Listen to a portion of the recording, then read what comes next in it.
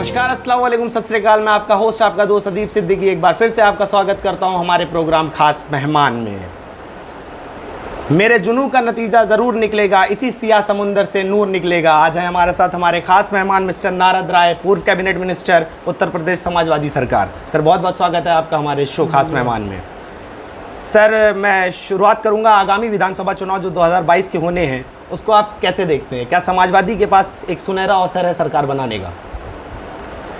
देखिए, समाजवादी पार्टी ने जो काम करा, हमारी गवर्नमेंट जो पिछली बार नहीं बन पाई, उसके लिए सीधे सीधे मैं जनता को जिम्मेदार नहीं ठहराऊंगा, लेकिन परोक्ष रूप से मैं इस बात को कहना चाहूँगा कि हिंदुस्तान की जनता और ख़ास तौर से उत्तर प्रदेश की जनता पिछले विधानसभा के चुनाव में भारतीय जनता पार्टी के बहकावे में आ गई, उसके झूठ फरेब में फंस गई।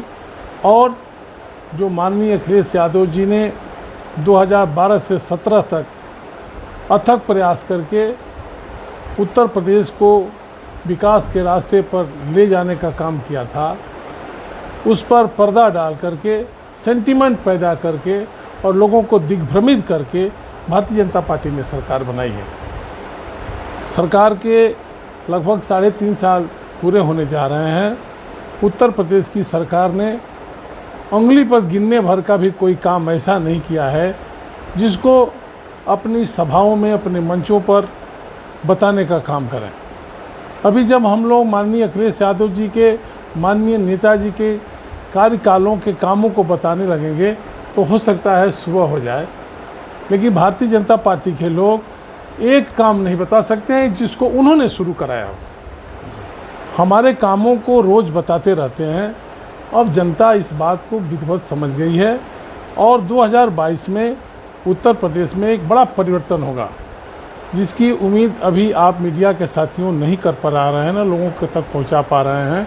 जितनी वेदना उत्तर प्रदेश की जनता बर्दाश्त कर रही है, महंगाई, बेरोज़गारी, भ्रष्टाचार तो अपनी जगह पर है, जिस तरह से अनाचार दुराचार फैला हुआ है, आप देख रहे हैं, रोज़ हत्याएं हो रही हैं, रोज़ बलात्कार हो रहा है।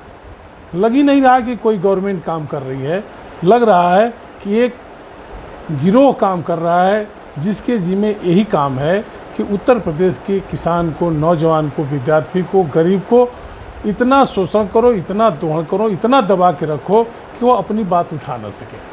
हम लोगों ने बहुत कोशिश किया, आप सब लोगों ने सहयोग किया, लेकिन हम लोग इस बात को आज तक समझ नहीं पा रहे हैं कि कोरोना के बहाने भारतीय जनता पार्टी क्या क्या कराना चाहती है। तुगलकी फरमान लगातार माननीय प्रधानमंत्री के, माननीय मुख्यमंत्री जी के आते रहे। जब लोग घर जाना चाहते थे, जब कोरोना नहीं था तो साधन नहीं दिया, लॉकडाउन कर दिया। जब कोरोना का प्रभाव बढ़ने लगा तो लोगों को शहरों से भगाने का काम किया जाने लगा। आज स्थिति ये है कि कोरोना आम आदमी के बीच में फैल गया है। अब समझ में नहीं आ रहा है कि इसका लक्षण क्या है। यही था शुरू से कोरोना।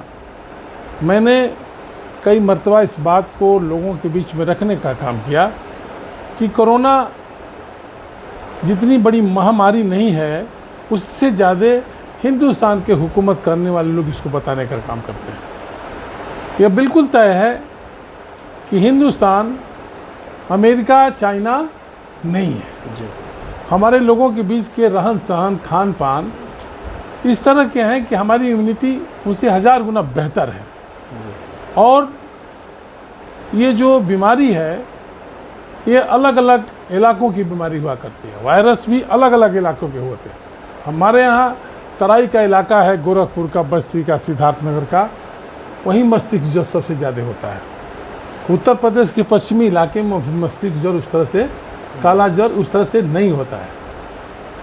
दुनिया के बहुत से देश हैं जहाँ पर मलेरिया और फैलेरिया नहीं है, ये हमारे इलाके की बीमारी है।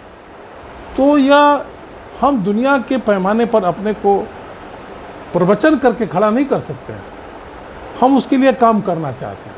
आज जो हिंदुस्तान में मौत हो रही है, खासतौर से उत्तर प्रदेश में मौत हो रही है, कोरोना से नहीं हो रही है। कोरोना के प्रकोप को दिखा कर के जो लोगों का इलाज बंद कर दिया गया, चाहे वो सरकारी अस्पताल हो चाहे प्राइवेट अस्पताल हो, आप देख रहे होंगे कहीं भी लोगों का इलाज नहीं हो रहा है। आज की जो जितनी मौतें हो रही हैं वह तुगलकी फरमान सरकार के जारी हुए हैं, उसी के चलते हो रही है। और यह सारा गुस्सा जनता अपने मन में पाले हुए है। समय आने दीजिए, उत्तर प्रदेश की जनता भारतीय जनता पार्टी को चारों खाने चित करने का काम करेगी। सर, क्या आगामी विधानसभा चुनाव 2022 में प्रसपा और समाजवादी पार्टी एक मंच पे आ सकते हैं? देखिए, हमारे नेता आदरणीय अखिलेश यादव जी ने गठबंधन के लिए जितनी उदारता दिखाई है, हिंदुस्तान में आज़ादी के बाद आज तक कोई राजनीतिक दल का नेता नहीं दिखाने का काम किया है। डंके की चोट पे कहना चाहता हूँ, इतनी कुर्बानी भी किसी ने नहीं करने का काम किया है, इतना त्याग किसी ने नहीं करने का काम किया है। चाहे वो कांग्रेस से समझौता करने की बात रही हो और चाहे बहुजन समाज पार्टी से बात कर रही हो। चुनाव बीतने के बाद जो बातें जिन लोगों के साथ समझौते हुए उनके यहाँ से निकल के आई, वो बातें उन्हीं लोगों को मुबारक हो। मैं माननीय अखिलेश यादव जी को आपके माध्यम से धन्यवाद देना चाहूँगा कि उन्होंने जो परिपक्वता का परिचय दिया, एक शब्द भी कभी कांग्रेस और बसपा के लिए नहीं बोला। जिनके पास कुछ नहीं था, कांग्रेस और बसपा दोनों कटोरा लेकर के राजनीति में घूमने का काम करने की स्थिति में थी, तो माननीय अखिलेश यादव जी ने आसमान की चोटी पर चढ़ाने का काम किया, प्रयास किया, लड़खड़ाए, हम भी लड़खड़ा गए। तभी हम लोगों ने धूल छा करके फिर सड़क पर जनता के साथ खड़े होने का काम किए हैं। आगे माननीय अखिलेश यादव जी ने यह फैसला कर लिया है कि अब हमारा बड़े राजनीतिक दलों से कोई गठबंधन नहीं होगा।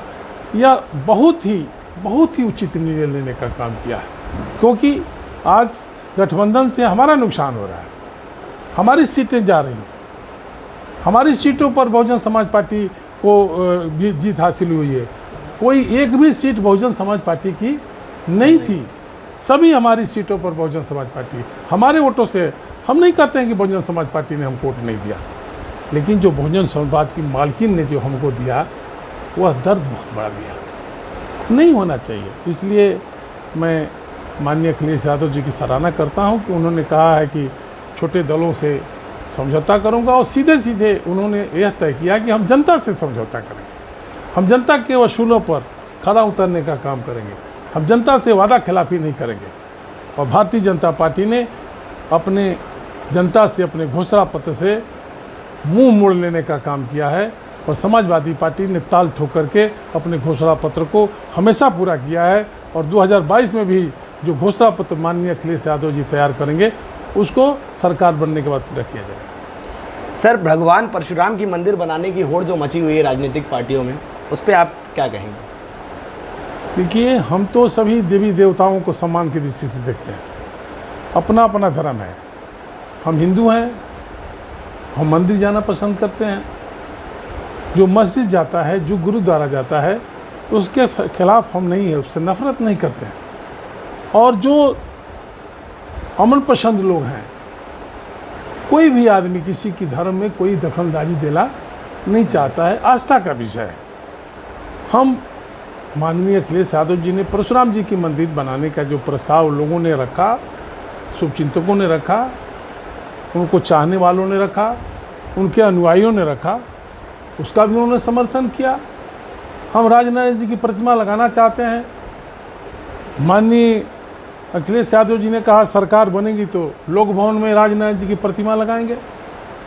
हम नहीं राजनीति करते हैं, हम देवता पर राजनीति नहीं करते हैं, देवता को हम आस्था से देखते हैं। परशुराम भी हमारे देवता हैं, राम भी हमारे देवता हैं, कृष्ण भी हमारे देवता हैं, विष्णु भी हमारे देवता हैं। सभी देवताओं को हम श्रद्धा से सम्मान के साथ देखते हैं, उनके पास हमारी आस्था है, विश्वास है। बाकी लोग देवी देवताओं को राजनीति की रोटी सेकने के लिए देखते हैं। भारतीय जनता पार्टी के 80% नेता मंदिर नहीं जाते हैं और पूजा नहीं करते, आपने देखा होगा जी। जो पुजारी मंदिर में पूजा करता है वो भारतीय जनता पार्टी का कैडर और समाजवादी पार्टी का कार्यकर्ता, खास तौर से जो हमारी खाती है, वो दोनों अपने आस्था केंद्र पर जाती है। मैं नाम नहीं लेना चाहता। जी। हम मंदिर जाते हैं, हम हनुमान चालीसा पढ़ते हैं, भारतीय जनता पार्टी वालों को हनुमान चालीसा पढ़ने ही नहीं आएगा पढ़ने, नहीं पढ़ते हैं। इसलिए ये सब बातें उन्हीं लोगों को कहने और सुनने के लिए है। हमारे लिए आस्था है, जो मंदिर परशुराम जी का बनाना चाहता है, हम मंदिर में भी सहयोग करते हैं बनाने में, मस्जिद में भी सहयोग करते हैं, गुरुद्वारा में भी, चर्च में भी, जहाँ हमसे कोई सहयोग मांगा हम करेंगे, क्योंकि हम लोग समाज को एक दृष्टि से देखना चाहते हैं। सर, एक सवाल जो अमूमन मैं अपने हर खास मेहमान से पूछता हूँ, आपसे भी पूछना चाहता हूँ कि देश की मीडिया जो बायस्ड कही जाती है, एक तरफा कही जाती है, आप उस पर क्या विचार रखते हैं? देखिए, मीडिया के कुछ साथी अपना सम्मान स्वयं घटाने का काम किया, इस बात को आप स्वीकार करने का काम करें। बड़ी उम्मीदें थी आज़ादी की लड़ाई के पहले से लेकर के आज़ादी की लड़ाई के बाद, और आज भी मीडिया को चौथा स्तंभ कहा गया है, और स्तंभ जब हिलने लगता है तो बिल्डिंग खड़ी नहीं रह सकती है। आज चौथा स्तंभ हमारा कुछ लोगों के कारण, मैं नहीं कहता हूँ, ईमानदारी से मीडिया में लोग काम करने वाले हैं, न अपनी जान की परवाह करते हैं, न अपने रोजी रोटी पर बहुत चिंतन मंथन करते हैं, न अपने बीवी बच्चों को देखने का काम करते हैं। ईमानदारी से इसको अपना कर्तव्य समझ के निर्वाह करने का काम करते हैं। लेकिन कुछ साथी हैं जो इसको व्यवसायीकरण करने का काम करते हैं। हम लोग उनसे आग्रह करेंगे कि आपकी भूमिका जो है उसको पूरा कीजिए। बहुत सारी चीज़ें हैं जीवन में आदमी को मिलती भी है, नहीं भी मिलती है। जो नहीं मिलती है उसको मान के चलते हैं कि हमारे तकदीर की नहीं है, जो मिल जाती है उसको मान के चलते हैं कि हमारा है। जो आपका होगा, धन दौलत शोहरत प्रतिष्ठा सब ऊपर वाला देने का काम करेगा। सर, 2022 विधानसभा चुनाव में समाजवादी पार्टी किस अन्य राजनीतिक पार्टी को अपने चुनौती के रूप में देख रही है? ये उत्तर प्रदेश में तो सरकार है भारतीय जनता पार्टी, उसी को हमको हराना है। हमारे लिए चुनौती नहीं है, लेकिन लड़ाई तो भारतीय जनता पार्टी से है, क्योंकि उसकी सरकार है, और उसकी सरकार को चारों खाने चित करने के लिए समाजवादी पार्टी रणनीति बनाई हुई है। माननीय अखिलेश यादव जी उसके लिए काम कर रहे हैं, एक एक कार्यकर्ता गांव-गांव में काम कर रहा है। भारतीय जनता पार्टी कोरोना के बहाना करके हमारी ताकत को कमज़ोर करने का प्रयास तिगड़म कर रही है, लेकिन उसमें हम सफल नहीं होने देंगे। सर, आखिरी में बलिया जो समाजवादी का गढ़ कहा जाता है और अंबेडकर नगर जो लोहिया की धरती कही जाती है, आप इस धरती पे पधारे हैं, तो यहाँ से आप क्या संदेश देना चाहेंगे? देखिए, हम तो सबसे पहले लोहिया जी की धरती को प्रणाम करता हूँ, और विद्यार्थी जीवन से हमारा यहाँ आना जाना रहा। छोटे लोहिया जनेश्वर मिश्रा जी के साथ हम लोग आते जाते रहे। बहुत ऊर्जा है, सिर्फ आप बलिया और अम्बेडकर नगर की बात न करिए, पूर्वांचल में बड़ी ऊर्जा है राजनीतिक तौर पर, फैसला लेने में, संघर्ष करने में। एक ही चीज़ में हम पिछड़ गए आज़ादी से लेकर के आज तक, कि हमारे पूर्वांचल का डेवलपमेंट नहीं हुआ। इसके लिए केंद्र सरकार जिम्मेदार है, क्योंकि जब तक किसी सूबे पर, किसी इलाके पर केंद्र की दृष्टि नहीं पड़ेगी, तब तक वहाँ का विकास नहीं होगा। हमारा पूर्वांचल उपेक्षित रहा, आज़ादी के बाद से उपेक्षित रहा। लीडरशिप हमारे यहाँ रही, हमारे यहाँ लीडरशिप थी।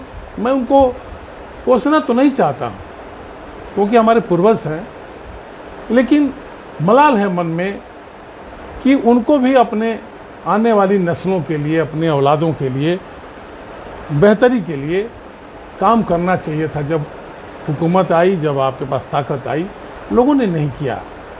इसलिए हम लोग उम्मीद करते हैं, और हुआ भी है।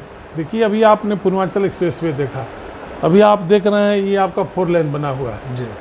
इसमें कोई चवन्नी भर का योगदान है क्या भारतीय जनता पार्टी का? कुछ है इसमें? सब हम लोगों ने किया है, समाजवादी पार्टी ने किया है। बिजली, सड़क, अस्पताल सब हमने दिया है। इसलिए हमारी जो उपजाऊ धरती रही है राजनीतिक तौर पर, इसको हम लोग विकास की दृष्टि से भी उपजाऊ बनाना चाहते हैं। धन्यवाद सर। तो ये थे हमारे साथ ex cabinet minister Uttar Pradesh mister Narad Rai. Thank you sir, thank you for your valuable time. Stay home, भी बहुत बहुत धन्यवाद। Stay home, stay safe. इस कोरोना काल में इसी उम्मीद के साथ आप सबसे विदा लेना चाहूंगा कि फिर मुस्कुराएगा इंडिया, जीत जाएगा इंडिया। धन्यवाद।